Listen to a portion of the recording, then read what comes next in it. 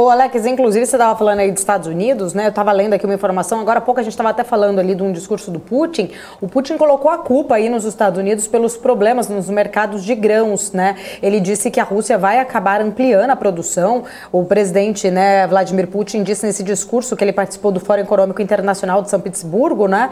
Ele falou que o país dele não é o responsável pelo aumento de preços nos mercados globais de grãos, conforme havia sido reportado pela agência de notícias Reuters. Ele acabou rebatendo, né, a reportagem da Reuters. Ele acusou os Estados Unidos de acabarem elevando aí os preços dos alimentos ao imprimirem dinheiro e ao comprarem fortemente alimentos nos mercados globais. Ele também disse que a Rússia está pronta para ampliar ali as suas exportações de grãos e fertilizantes e que o país vai direcionar as exportações de alimentos para a África e para o Oriente Médio.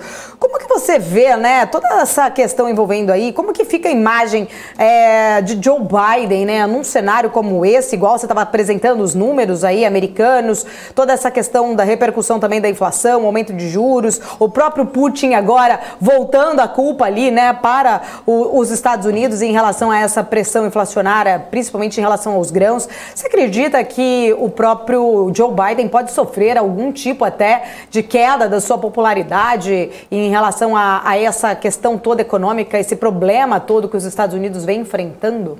Paula, primeiro a gente tem que entender que o Putin está defendendo dele. Claro. Né? Se a gente for olhar em relação ao Lavrov, que ele disse uma declaração ontem, inclusive, para a CNN, né? O Lavrov disse que, lá nos Estados Unidos, né, ele disse que a Rússia não invadiu a Ucrânia, que é uma missão especial. Né? Então, ou seja, a gente tem esse discurso por parte da Rússia que são muito duvidosos, não é de hoje.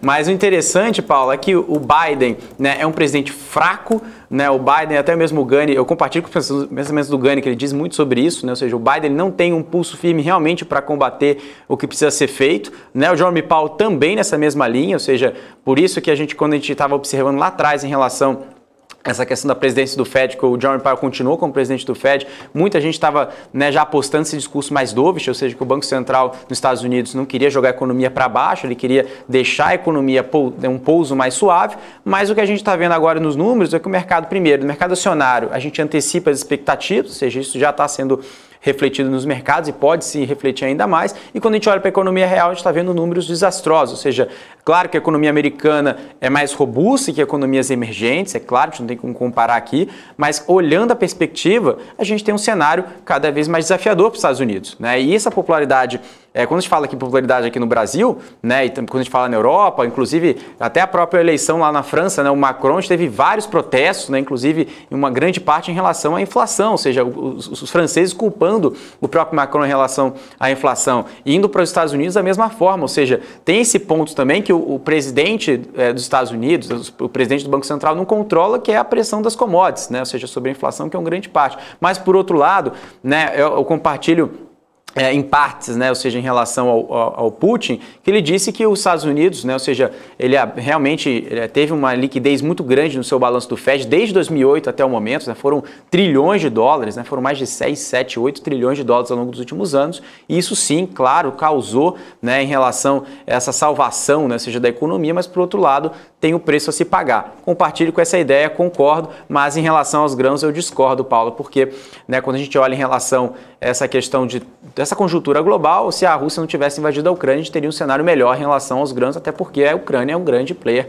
né, exportador, e não só o próprio grão, né, que está sendo comprometido, mas também as próprias vias marítimas, ou seja, a gente já está num shortage global, ou seja, já está numa dificuldade muito grande de escoamento de mercadorias, e ainda mais com essa questão, né, dessa guerra que possibilita, né, os navios a transitarem por lá. Então isso também, ou seja, gera uma guerra de dois lados, um fica puxando o lado do outro, ou seja, quer exportar os grãos, mas tem que liberar sanções, né, e também tem gente provocando nesse sentido, Paulo.